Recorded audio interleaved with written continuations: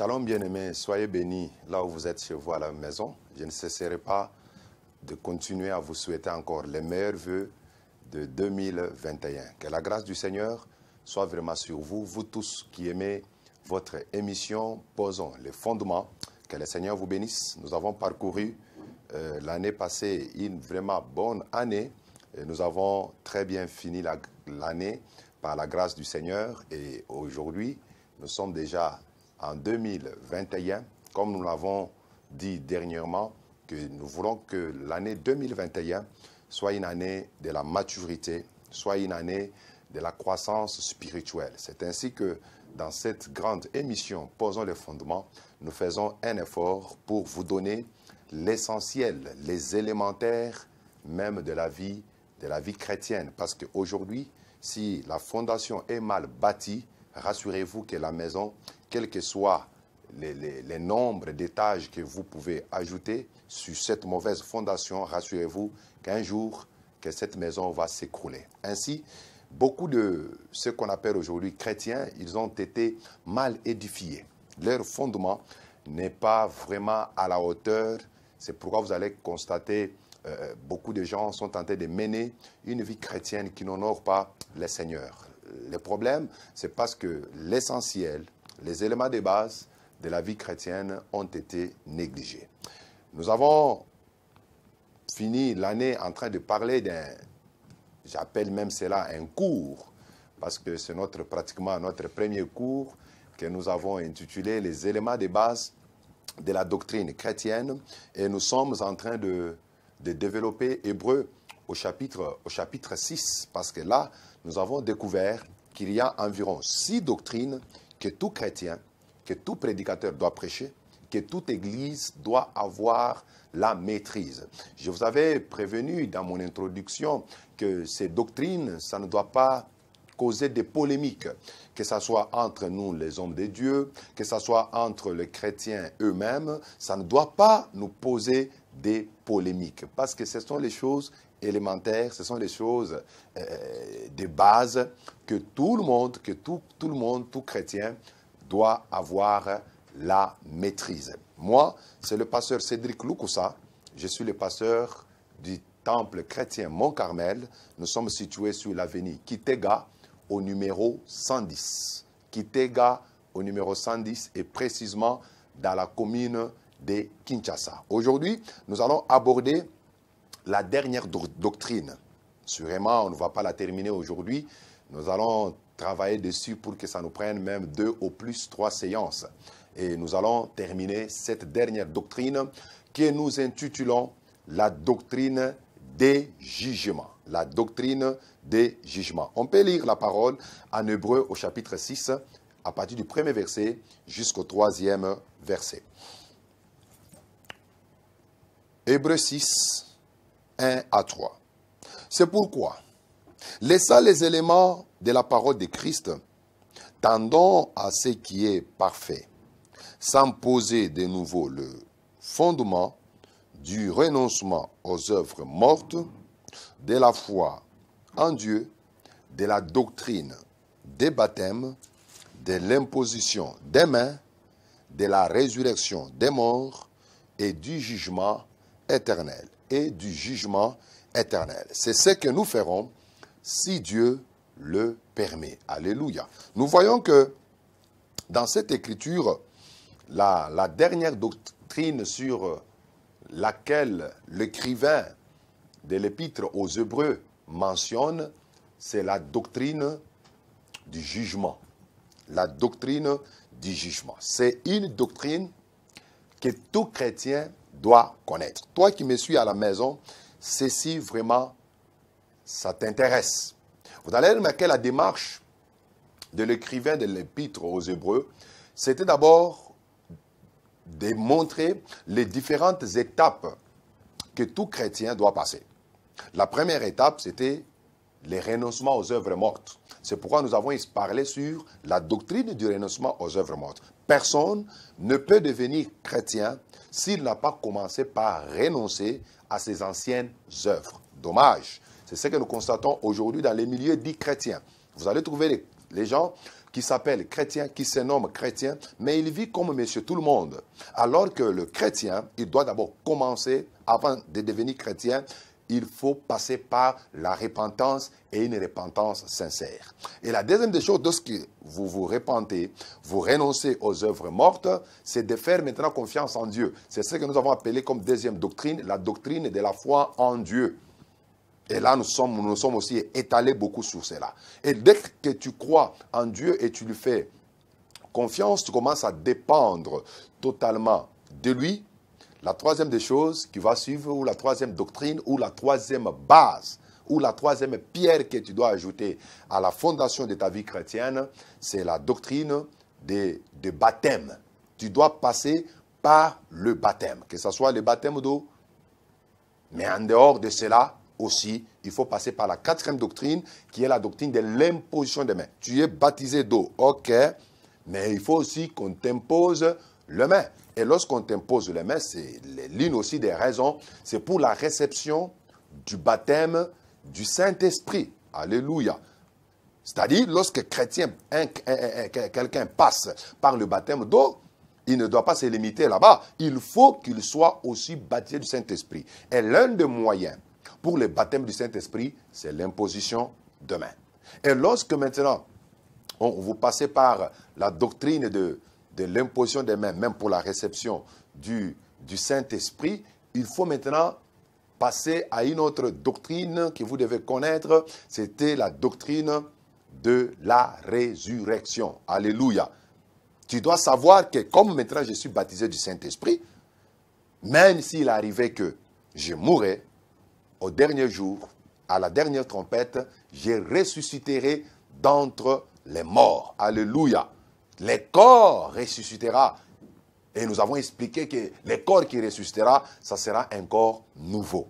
Oh, le Seigneur est merveilleux. Alors, si maintenant quelqu'un passe par la résurrection des morts, attention, il y a une autre doctrine que vous devez maîtriser, c'est la doctrine de jugement. La doctrine de jugement. Que le Seigneur vraiment vous bénisse. C'est par là que nous allons commencer aujourd'hui. Alors, vous allez remarquer d'abord que le jugement de Dieu est éternel, juste, droit, et il se base sur la vérité.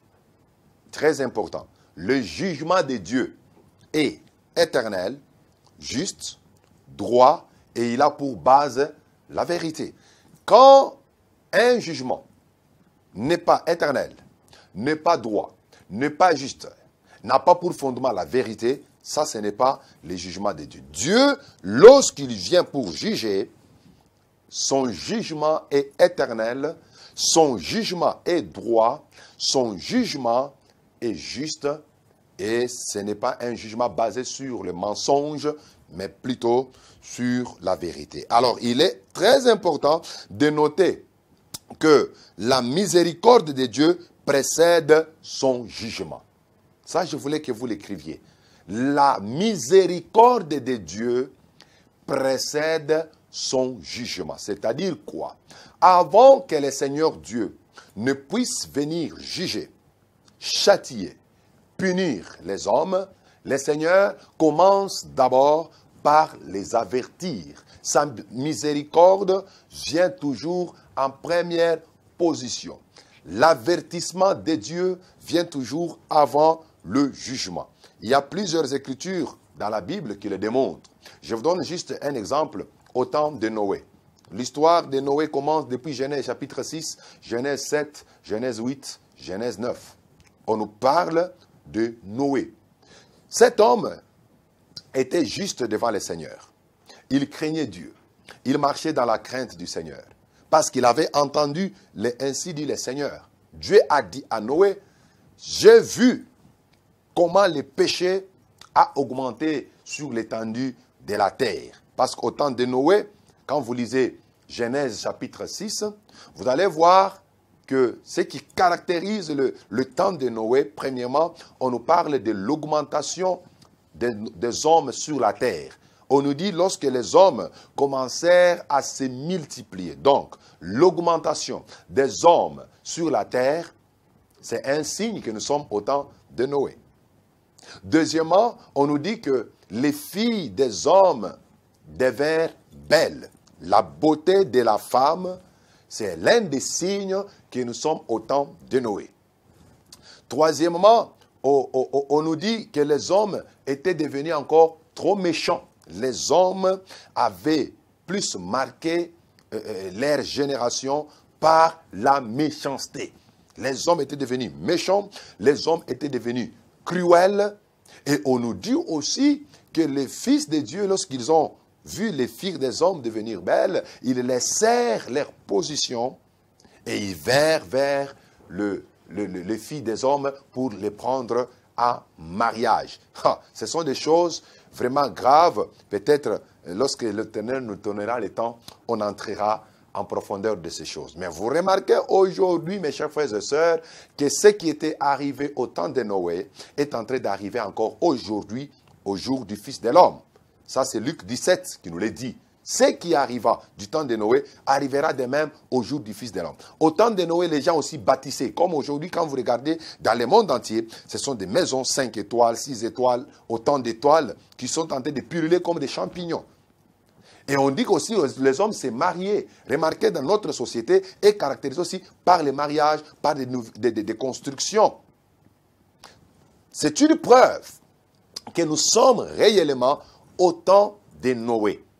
Mais aussi, ce qui caractérise les temps de Noé, Noé le juste, il ne cessait, d'abord, de s'indigner par rapport au péché des gens de sa génération.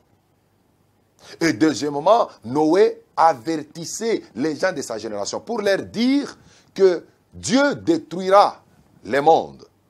Dieu vous détruira par les déluges. Qui pouvait croire à un tel message? Qui pouvait accepter un tel avertissement? Et vous savez que Noé a prêché pendant 120 ans.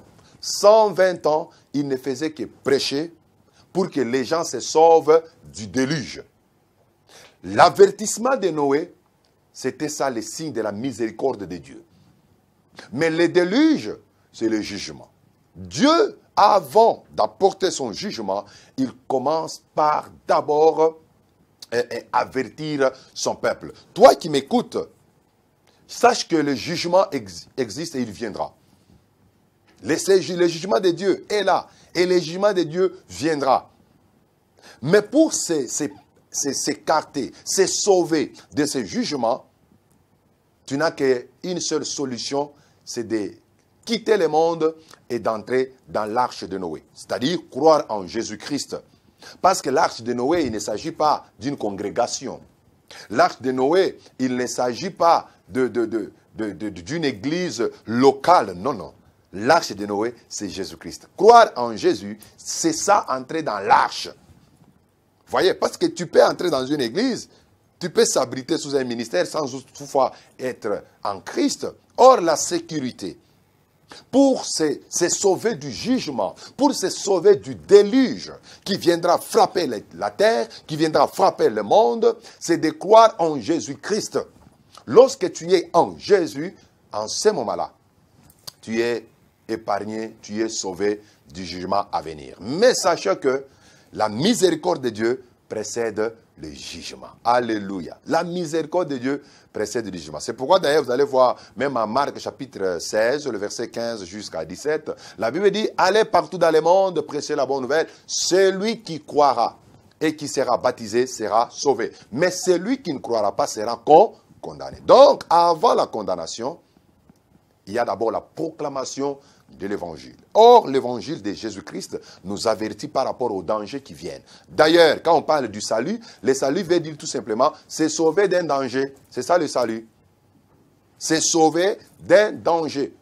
La parole que tu écoutes, bien-aimé, c'est un avertissement pour toi. Très important. Alors, dans la Bible, vous allez constater qu'il y a environ 7 types de jugements. 7 types de jugements. Mais aujourd'hui, nous allons voir là où nous allons nous arrêter. Le premier jugement, c'est le jugement des péchés accomplis à la croix. Le jugement des péchés accomplis à la croix. Lisons Colossiens Colossiens chapitre 2, le verset, je peux commencer avec 14, mais l'essentiel c'est à 15. Colossiens chapitre 2, le verset 14 à 15. La parole de Dieu dit, il a effacé l'acte dont les ordonnances nous condamnaient et qui subsistait contre nous.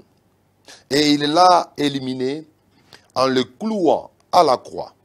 Il a dépouillé les dominations, les autorités et les a livrées publiquement en spectacle, en triomphant d'elles par la croix. Il a dépouillé les autorités, les dominations et les a livrées en spectacle, en triomphant d'elles par la croix. Oh, Dieu est merveilleux. Ce message de la croix, non seulement c'est un sauvetage, non seulement c'est le salut pour quiconque croit, mais aussi la croix, c'est un jugement pour les péchés, un jugement pour Satan, un jugement pour les incrédules. C'est ça la croix. L'Écriture nous dit que le Seigneur a dépouillé. Il a enlevé tout ce qui pouvait faire la force. Il les a humiliés. Il les a désarmés. Il a désarmé qui? Les dominations, les autorités. Et il a triomphé d'elles par la croix. Alléluia. Par la croix. Donc la croix, mes frères, c'est une puissance pour nous. La croix n'est pas une faiblesse. Lorsque Jésus est monté à la croix, c'était pour exercer un jugement sur le péché. Regardez, Jean chapitre 12. Jean, l'évangile de Jean, chapitre 12. Je commence même par le verset 23. Nous allons aller jusqu'au verset 31. Il dit, Jésus leur répondit, l'heure est venue où le Fils de l'homme doit être glorifié. En vérité, je vous l'ai dit, si les grains de blé ne meurent, les grains de blé qui est tombé en terre ne meurent, il reste seul. Mais s'il meurt, il porte beaucoup de fruits. Celui qui aime sa vie la perdra. Et celui qui hait sa vie dans ce monde la conservera pour la vie éternelle. Si quelqu'un me sert, qu'il me suive. Et là où je suis, là aussi sera mon serviteur. Si quelqu'un me sert, le Père l'honorera. Maintenant, mon âme est troublée. Que dirai-je? Père, délivre-moi de cette heure. Mais c'est pour cela que je suis venu jusqu'à cette heure. Père, glorifie ton nom. Et une voix vient du ciel. Je l'ai glorifié et je le glorifierai encore. La foule qui était là et qui avait entendu disait que c'était un coup de tonnerre. D'autres disaient, un ange lui a parlé. Écoutez maintenant la réaction de Jésus. Jésus dit, ce n'est pas à cause de moi que cette voix s'est fait entendre. C'est à cause de vous. Écoutez maintenant le verset 31. Maintenant a lieu le jugement de ces mondes. Maintenant, le prince de ces mondes sera jeté dehors. Maintenant a lieu le jugement de ces mondes. Le prince de ces mondes sera jeté dehors. Alléluia. Jésus était là, il s'approchait d'ailleurs de sa mort, il demandait à Dieu de le glorifier, ainsi de suite. Alors une voix s'est fait entendre au ciel pour dire, je l'ai glorifié et je le glorifierai encore. Mais la voix qui sortait du ciel s'est fait entendre aux oreilles de la foule comme étant un tonnerre. D'autres disaient, non, ce n'est pas le tonnerre, c'est un ange qui vient de lui parler. Alléluia. Mais Jésus dit non, cette voix-là ne sait pas entendre pour moi, mais c'est pour vous. Parce que maintenant là, le monde ici sera jugé. Le jugement du monde est arrivé. Quand Jésus parlait du jugement du monde qui arrive, ou de prince de ce monde, c'est-à-dire Satan, qui devait être jeté dehors, Jésus faisait allusion de sa mort à la croix. Parce que pendant qu'il était tenté de parler, quand vous lisez le verset 32, on nous parle qu'il parlait de quelle mort il devait subir. Alors que nous savons tous que Jésus a connu la mort à la croix. Vous voyez? Donc la croix, c'est un jugement pour le monde. La croix, c'est un jugement pour Satan. La croix, c'est un jugement pour le péché. C'est pourquoi nous parlons du jugement des péchés. C'est le premier type de jugement qu'il y a eu. Dieu utilise le jugement pour restreindre les péchés et ensuite y mettre fin. Écrivez-moi cette phrase. Dieu utilise le jugement pour restreindre le péché et ensuite y mettre fin. Lorsque le jugement de Dieu s'exécute, c'est pour restreindre les péchés, diminuer les péchés. Non seulement diminuer les péchés, mais aussi y mettre fin. C'est très important. La croix sauve parce que la croix, c'est un jugement. Le salut est atteint par le jugement de la croix, qui est un jugement aussi vigoureux. Le jugement de la croix, c'est un jugement vigoureux et une œuvre aussi forte que le jugement dernier. Parce que beaucoup ne connaissent que le jugement dernier. Mais avant le jugement dernier, le Seigneur a commencé d'abord à juger le péché à la croix. C'est ça le jugement du péché à la croix. Le jugement du monde, le jugement de Satan à la croix. À la croix, Jésus a dépouillé la force du diable.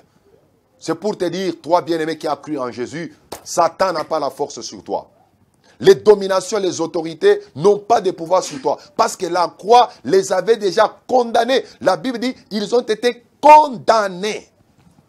Jésus a condamné les péchés dans sa chair. Voilà. Alléluia.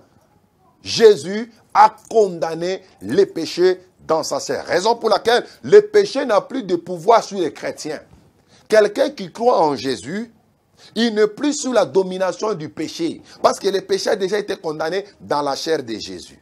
Jésus, lorsqu'il a accepté de porter la chair humaine, l'une des raisons, c'était pour condamner les péchés dans sa chair. Juger les péchés dans sa chair. Une autre chose à connaître, c'est que la justice se voit dans le jugement. C'est pourquoi vous allez voir même au bureau, au barreau plutôt, lorsque, avant de justifier une personne, c'est lorsqu'on soumet la personne à un jugement, au tribunal.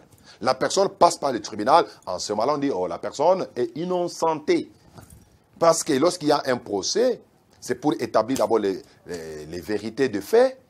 Lorsqu'il y a un procès, c'est pour soit condamner, soit pour justifier. Vous voyez? Alors Jésus-Christ a condamné les péchés dans sa chair pour nous donner, nous qui avons cru, la justice. La justification. C'est pourquoi en Christ, nous sommes déclarés justes. Vous voyez, aujourd'hui, vous allez remarquer que beaucoup de gens ne veulent pas qu'on les appelle saints. Vous allez remarquer quand vous appelez quelqu'un saint. Oh non, moi je ne suis pas saint, je suis un pécheur. Oh. Mais en tant que chrétien, le fait tout simplement que vous avez cru en Jésus, Jésus vous a innocenté. Il vous déclare juste, il vous déclare saint. Il n'y a plus un péché ou une condamnation qui peut peser sur vous. Crois ça, dites amen, parce que c'est la parole. Donc quand on t'appelle saint, accepte parce que Jésus t'a sanctifié. Jésus t'a justifié. Jésus t'a innocenté.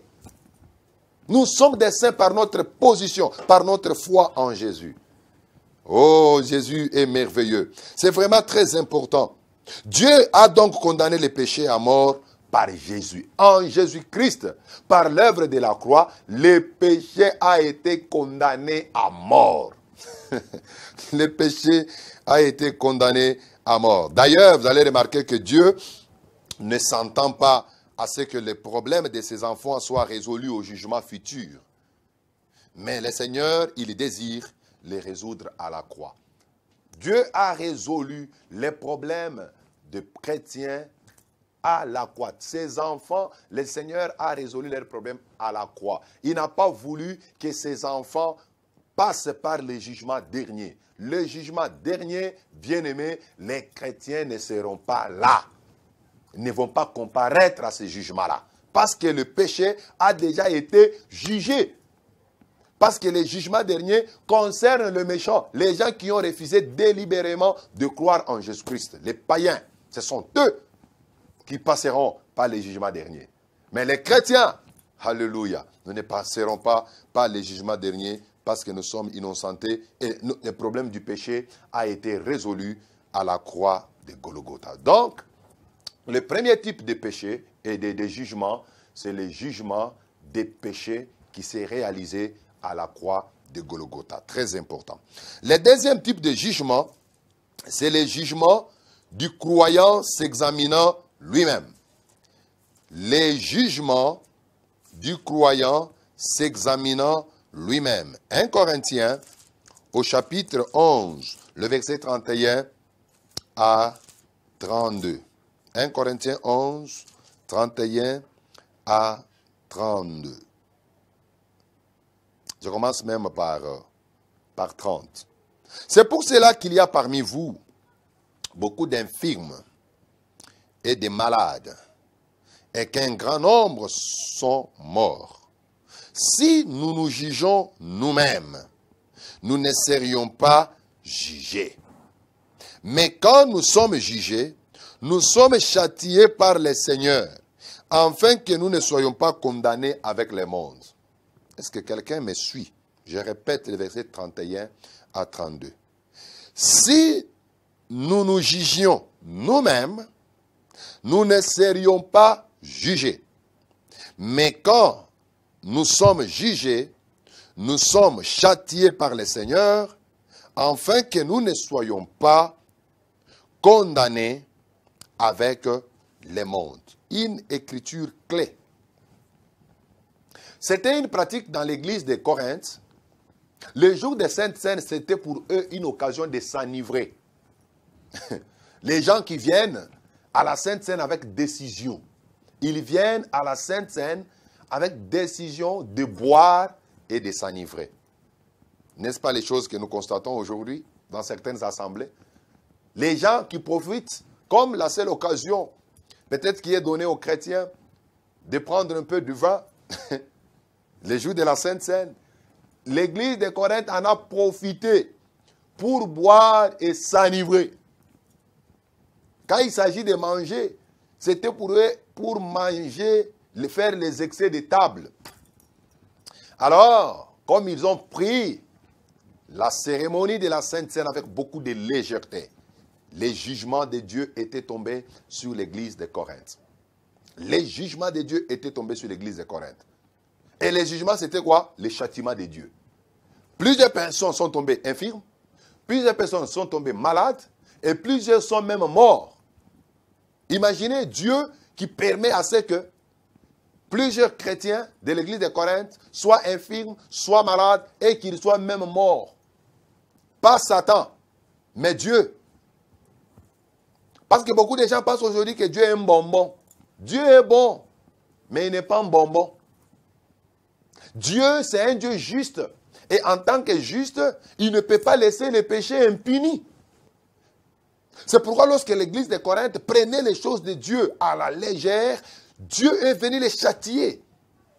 Plusieurs sont tombés infirmes, plusieurs sont tombés malades et plusieurs sont morts. Les chrétiens qui mouraient comme ça dans l'église. Oh, bien-aimés, quand j'ai lisé cette écriture, j'ai dit, Seigneur, aie pitié de nous. Beaucoup de gens qu'on appelle aujourd'hui chrétiens prennent les choses de Dieu à la légère. Ils prennent les choses de Dieu à la légère. Beaucoup pensent que Dieu c'est un grand-père. Écoutez-moi, Dieu c'est un père. Il a le fouet, il châtie aussi. Il a châtié l'église de Corinthe. C'est ainsi que Paul, en les écrivant la lettre, parce qu'ils ont constaté seulement des morts, des maladies et des infirmités.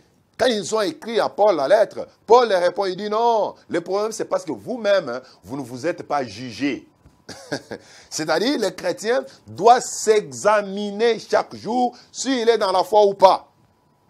Sinon, le châtiment de Dieu viendra. Il faut se juger soi-même.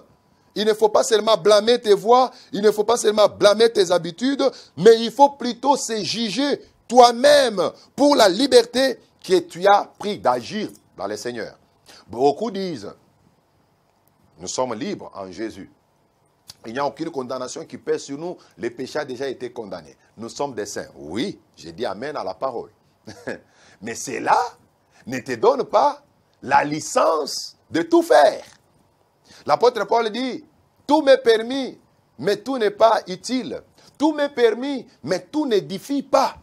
C'est pourquoi aujourd'hui vous allez constater des chrétiens ivrognes, des chrétiens, bon, j'ai du mal à les appeler chrétiens. Des gens qui s'appellent croyants, mais impudiques. Croyant, voleur, croyant, il est dans les querelles, croyant, féticheur, croyant, voleur, croyant, cupide, croyant, occultiste.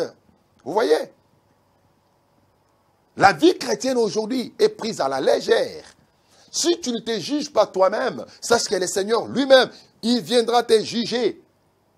Vous allez trouver un chrétien, il est tenté de boire, il s'enivre. Quand vous lui posez la question, il dit, bon, nous sommes libres en Jésus. Je suis saint par le sang de Jésus. Ça, c'est quel type de christianisme que toi, tu as appris? Et je me pose la question, qui t'a enseigné, toi, la parole? D'autres sont tentés de pécher même au nom de la grâce. Au nom de la grâce, il se permet de tout faire.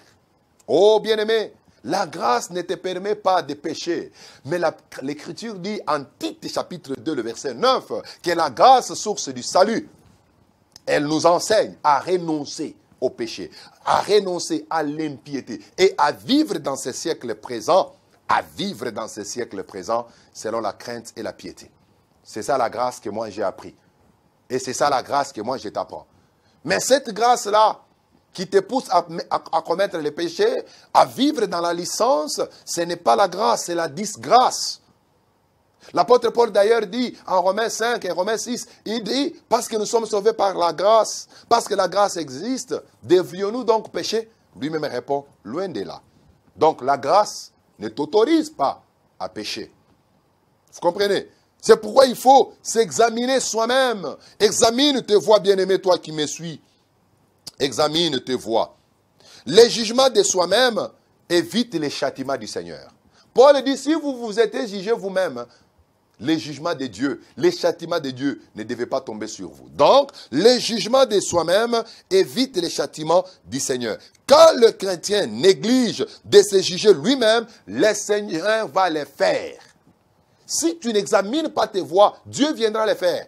Et le jugement de Dieu est souvent accompagné d'un fouet, d'un châtiment. Alléluia. D'un châtiment. C'est vraiment très important. Mais ne perdez pas de vue. Les châtiments de Dieu ne veut pas dire la perdition. Les châtiments de Dieu ne veut pas dire la perte du salut. Non.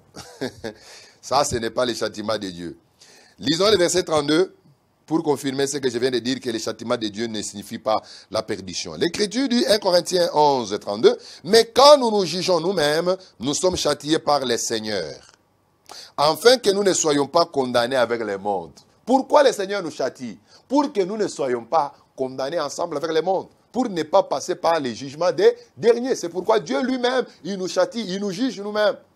Mais si tu te juges toi-même, si tu examines tes voies rigoureusement, tu es quitte du châtiment de Dieu. Regardez encore en 2 Samuel, au chapitre 7, au verset 14 à 15, il s'agissait de l'alliance que Dieu avait traitée avec David. 2 Samuel 7, 14 à 15.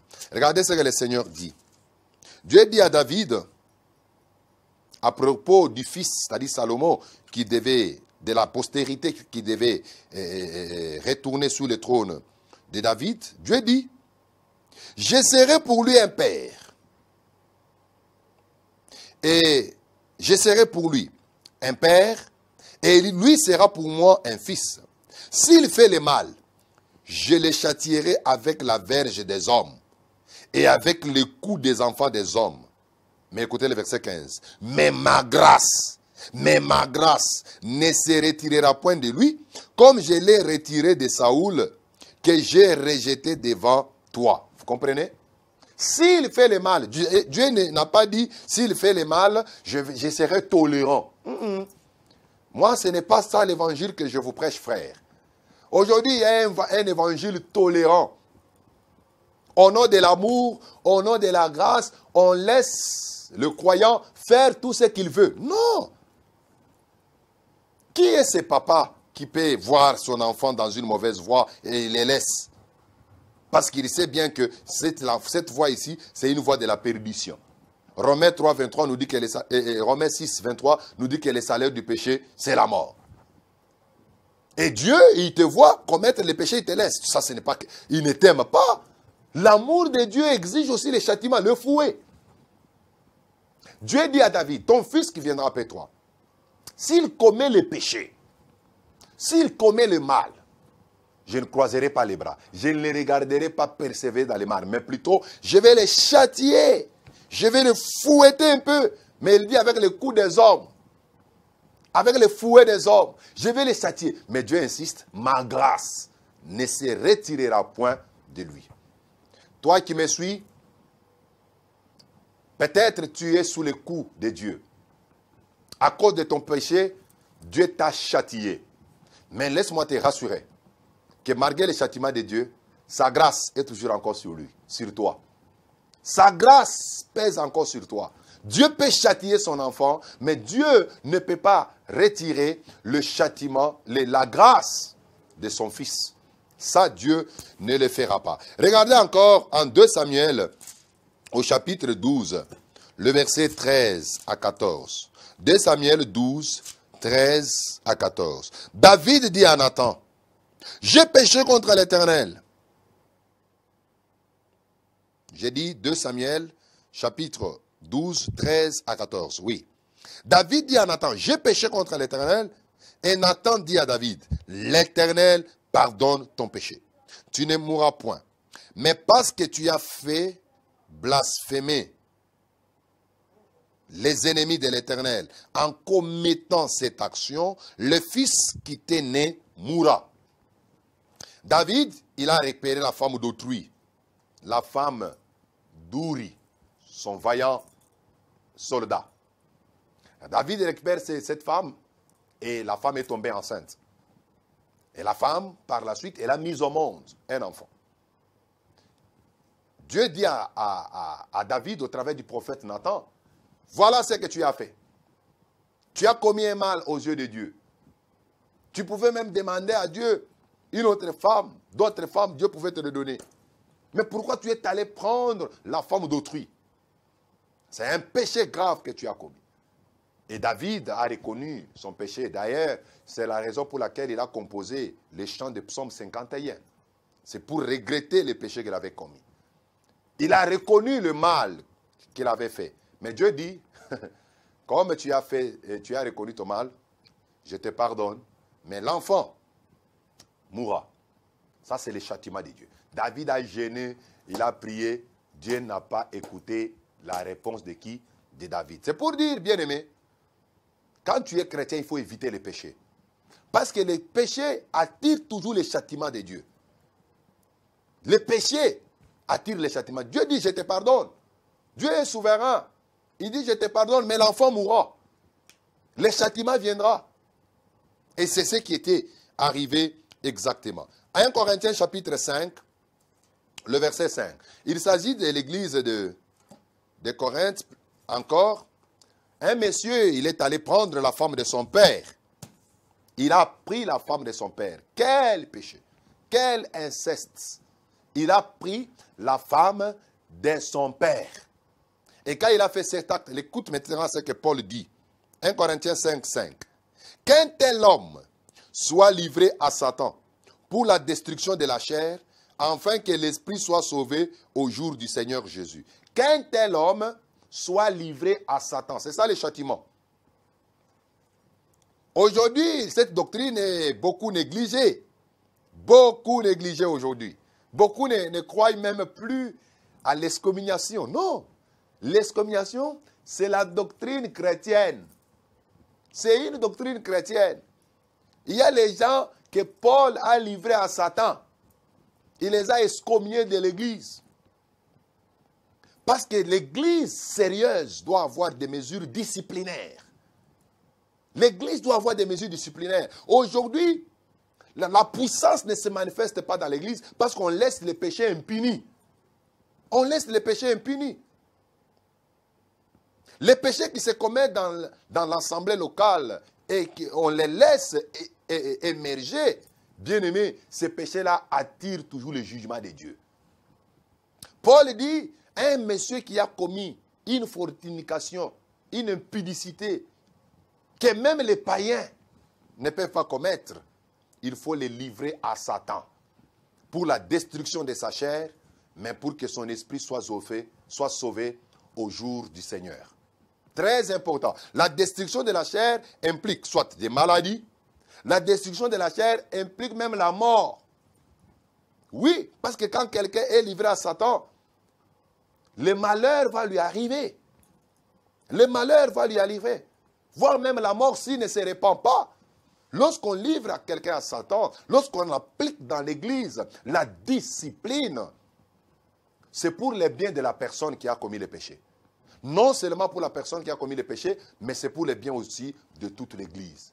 Mais beaucoup de fois traitent les pasteurs qui appliquent cette écriture, cette doctrine, d'être des méchants, alors que c'est celui-là un bon pasteur.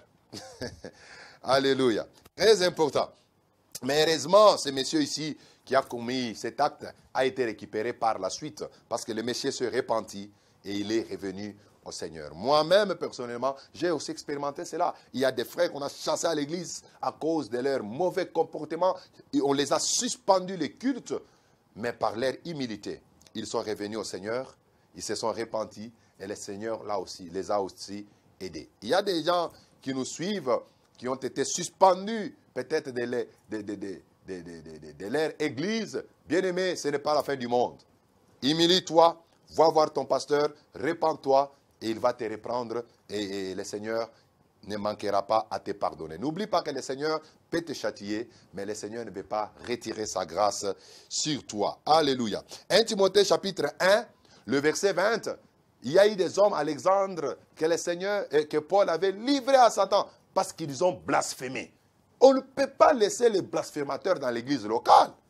Non, les blasphémateurs, il faut les foudre dehors. Il faut les livrer à Satan. Paul l'avait fait. Pourquoi aussi toi, pasteur, tu ne peux pas le faire? Pourquoi nous, on ne peut pas le faire aujourd'hui? Hébreux. Je voulais qu'on lise vraiment là-bas. Hébreux, chapitre 12, le verset 5 à 11.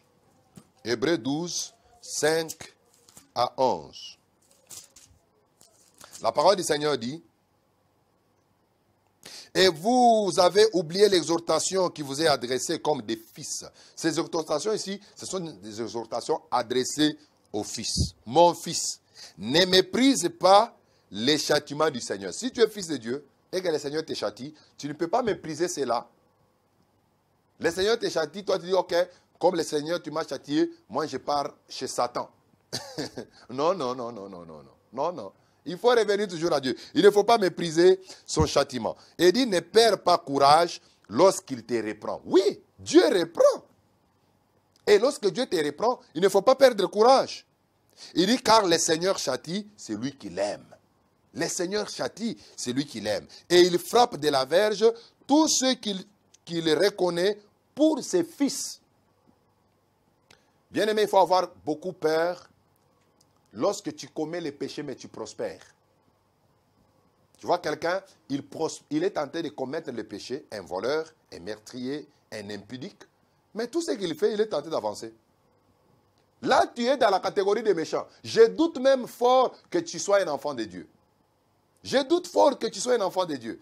Comment commets-tu les péchés, mais tu es tenté de prospérer? C'est-à-dire, Dieu ne te connaît pas. Parce que le Seigneur châtie ce qu'il aime. Si Dieu t'aime, lorsque tu commets le péché, il viendra te châtier. Parce qu'il châtie, il frappe de sa verge tous ceux qu'il reconnaît pour ses enfants. Écoutez le verset 7. Supporte le châtiment. C'est comme des fils que Dieu vous traite. Seigneur, ne me traite pas comme un méchant, mais traite-moi comme un fils de Dieu. Alléluia. C'est comme des fils que Dieu vous traite. C'est-à-dire, son châtiment, c'est un coup de fouet, mais avec amour. Dieu sait la limite même de ta foi. Car, quel est le fils qu'un père ne châtie pas? Qui peut dire que il ne châtie pas son enfant. Un fils qui dit, mon père ne m'a jamais châtié, ça n'existe pas. Nous tous ici, quand on était enfants, dans nos maisons, nos familles, mais nos pères nous châtiaient. Moi aussi, j'ai des enfants. Quand mon enfant fait quelque chose qui n'est pas bon, je les châtie avec un coup de fouet. Ce n'est pas un signe de la haine, mais c'est plutôt un signe de l'amour. Mais si vous êtes exempt du châtiment auquel tous on part, vous êtes donc des enfants illégitimes. Voilà. L'enfant d'un voisin, même s'il fait les marques, tu peux gronder, mais tu te réserves pour le châtier parce que tu n'es pas son père. Tu n'es pas son père. Ce n'est pas ton enfant légitime. Mais les enfants légitimes, les pères les châtient toujours. Il dit, vous êtes donc des enfants illégitimes au nom des fils. D'ailleurs, puisque nos pères, selon la chair, nous ont châtiés et que nous les avons respectés, ne devons-nous pas, à bien plus forte raison, nous soumettre au Père des esprits pour avoir la vie? Nos pères nous châtiaient pour peu de jours, comme ils les trouvaient bons. Mais Dieu nous châtie pour notre bien. Dieu nous châtie pour notre bien, afin que nous participions à sa sainteté. Quand Dieu te châtie, quand tu commets le péché, c'est pour que tu sois saint. Il est vrai que tout châtiment semble d'abord un sujet de tristesse et non de joie, mais il produit plus tard, pour ceux qui ont été ainsi exercés, un fruit paisible de justice. Très important. Dieu nous châtie pour que nous participions à sa sainteté.